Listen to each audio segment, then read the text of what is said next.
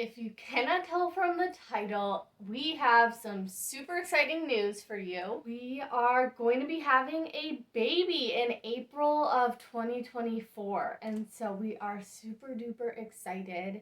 And obviously, because part of this channel is a little bit of lifestyle, a bit of finance tips mixed in with that, because hey, finance is a big part of your lifestyle, right? And along with just a little bit about me, and then maybe some wifehood sprinkled in. This is obviously a very new and exciting stage that we're going to be able to enter into that I wanted to share with you guys. So it has been crazy. A lot of the videos that I've been coming out with have been all pre-filmed because I knew that I would be trying to hold back a secret for a while and also being sick and trying to puke, or rather trying not to puke all of the time, would probably have an impact. So I pre-recorded a lot of those videos that we've been seeing coming out on my YouTube channel before and have been editing and scheduling them out. And so now I'm kind of back into the YouTube video creation, and I am so glad that I took that break because wow, morning sickness was crazy. I'm just going to answer a couple of basic Q&As that a lot of people have, maybe don't have, but hey, if you want to hear about information from a random person's life, which if you're on YouTube, you probably do, then you can listen along or chat. I might eat some Swedish fish. I may not. I'm usually not the most unhealthy person, okay, but this is just a snack that I'm having. It's not like the most sugar in the world. People, I don't know. Right now, I'm about 13-ish weeks pregnant. I say ish not because, yes, I am 13 weeks and there's some days in between there. But obviously, our due date is going to be then sometime in April, around mid-April. Not going to necessarily share the exact date just because it's kind of silly, because child is not necessarily going to come on their due date. In fact, the statistical likelihood of the child actually coming on their due date is so low. So because of that, we're probably just going to share like mid-April. You can expect a new face in our family. This is our first child, so obviously it's very exciting for both Drew and I, and I did not get to catch our reactions on any sort of device. Didn't get to catch our reactions is the point. But what's crazy is, even though we were planning and trying to have a child, I genuinely was like, there is no way that I am pregnant, because it just seems so much like I was about to, go into my period or go into my monthly cycle, and everything was lining up with that, so I was very confused. I did not videotape anything, but telling some of our family and friends we did videotape, so maybe I'll share that. But it was really exciting because, and so sweet, and I just took the test and found out, which was super fun, and I think I was like shaking afterwards because I was like, really? No way. Shouldn't be surprised, but here you are, surprised. And the same thing, like I just brought the test to Drew right away because he was in the loop too, and so he was kind of just waking up, and I'm like, all right, get this. But he was very surprised as well and very excited. We were definitely excited about that. A lot of people ask how the first trimester is going, or like how I'm feeling right now or whatever. So I'm out of the first trimester right now. 13 weeks means the first 12 weeks are over. Oh, thank heavens. The first trimester for me personally was a bit of a tough one. I would not say I had it the worst because I've heard so much more horror stories, but I was probably nauseous most of the time for most of the first trimester.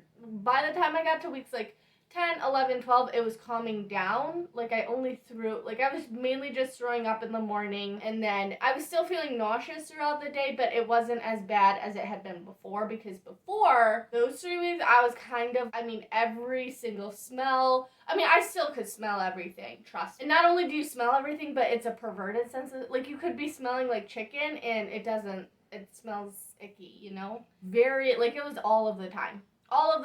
So making dinner was hard, prepping things was hard, and luckily before I like started really getting into my morning sickness, I had started prepping some things, which was actually kind of smart. And I'm glad that I did that because it helped out later on. But it was a bit of a tough one. Now I'm a lot more back to normal. I feel comfortable making dinner. The smells don't get to me as much. I still do smell things, and certain things I'm like, would rather not be around it just because it does make me a little nauseous, but not throwing up because of the smells anymore. It's more so just a little bit of nausea, and I can eat a cracker or pretzel or something and totally fine. But yes, those first weeks were rough. It was like 24/7, except when you're sleeping. That's the best part. The best part was when I was sleeping, and you're exhausted all the time. So, I was sleeping and I'm like, oh, I don't feel pain when I'm asleep, or the nauseous feeling. I guess that's not really pain. But the next question that a lot of people ask are you finding out the gender of the baby / have you found it out? No, because I'm only 13 weeks. I haven't had an ultrasound. I've just had the appointment. They didn't schedule me for an ultrasound some reason. This hospital is different because I know for sure people get ultrasounds well before 20 weeks, but at my specific hospital that's in my area, they don't do the first ultrasound till 20-week appointment. So I don't know how that will play out, but I'm guessing that's when you can find out the gender. You should be able to find out the gender at that time. Even a couple weeks sooner, I think you can. So I do, like, the way my appointments are scheduled, I should be able to have a 19-week appointment. So I am really hoping that they will go ahead and schedule my ultrasound for that day. I don't know, leave a message in the comments if you're like, Eliana, you can just ask them for that, because I don't know. I'm just doing kind of what they say and then declining the things that I think aren't appropriate or whatever, or aren't beneficial. Anyways, I'm hoping that at that 19-week appointment, we will be able to figure out the gender. But will we share the gender with people? We don't know that yet. We don't know the answer to that. So I'm having, as always, a bit of a dilemma because I am a practical person. And that is always my dilemma, because some people are very impractical people and other people are very practical people. I'm one of those people who I'm like, I am ready, like, to set up the nursery, to set up all the things and all the clothes and like everything. For me, I'm like, okay, I want this to be very much structured on the building of our family rather than this one child that we're having. Because, like, for instance, for my mom, I was the oldest child, so she only had a baby shower before I was born. Now, nowadays, of course, they have baby sprinkles and all that, but for me, like, that's when she got all of her stuff that she needed, was when I was born. So for me, I'm like trying to be super practical about it and be like, okay, before my child is born, the point of the baby shower is kind of to set the couple up for success in their childbearing years. That's the words, right? So because of that, I'm hesitant to share the gender with everyone, because I don't want all of a sudden gendered sheets, gendered clothes, gendered diapers. I mean, who cares about the diaper, right? But, I'm hoping to just have a very natural nature theme to the nursery, just like browns and greens and yellows, tans, like that type of deal. Like, just like out in the woods, like that type of nursery feel, so that way, no matter what gender I have, you can stick a kid in there, okay? Now, they don't care. Kid doesn't care. Like, they're not sitting there, a girl looking at the blue sheets being like, how dare you give me blue sheets? They don't care. But, I mean, you also at the same time don't want to have like 5 girls and put all your girls on the blue sheets that people gave you for your first boy, It's just not super helpful for the long term. So I'm trying to focus on the long term and help everyone around me focus on, like, okay, like, long-term thing. I do not want people giving me gifts for every single baby.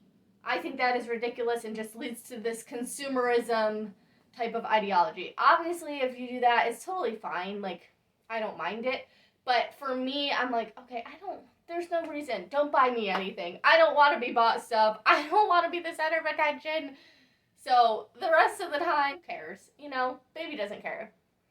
Okay, it's just everyone around them. Because of that, we're still unsure whether we'll share the gender with people or not, because the problem always lies in if you do share the gender with people, then they're like, oh my goodness, like let's get a gendered crib. And you're like, what am I gonna do with the pink crib? Now I gotta paint it for the next kid, you know? I mean, you might not. You could end up with a million kids that are all the same gender, but the likelihood of that, I think, for our family is probably pretty low.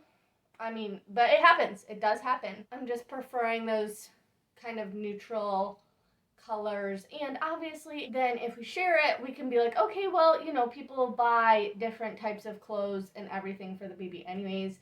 And also, hand me downs. Like, people can give hand me downs. I don't care, whatever. So I'm always trying to figure that out too, of like just being super practical and like helping other people around me be super practical too, so that way we can figure that out. But then at the same time, there's like a lot of items that aren't gendered. Like theoretically, a crib isn't gendered. Theoretically, a baby carrier isn't gendered. But at the same time, they can be. That kind of leads to baby registry conversation. Maybe I'll make a whole video on how I'm doing my baby registry because I think it's a good option for people who are more practical. If you're not more practical, you may not find it the best option, but if you are a practical person and you're like, okay, we need to save some money, try to make this like the best experience for people that it can, try to make it cheap for other people too, you might want to tune into that one because I think that will be, but I already have it all made. And if you can't tell, I'm a planner. I already have it all made. It's set up. It's cute. I don't know. At least it was cute the last time I looked at it. That's a lot of the conversations that I've had. As you can tell, I'm sure we are super excited. And if you have any more questions, leave them in the comments because I would love to make more videos on this. I obviously don't want my channel to just become about baby prep and everything like that, but at the same time, that is a big part of our lives right now, and I do love that lifestyle type of content, and even like saving up finances for baby or items like that could be good conversation starters with that finance background and everything. Let me know if you have any ideas in the comments or comments about what I'm saying, snide remarks, anything, go right ahead. Thank you so much for watching. If you like this video or you think that some of my content could be helpful for you, I talk about faith, finances, and wifehood. Go ahead and click that subscribe button if that sounds like something that you would like to learn about.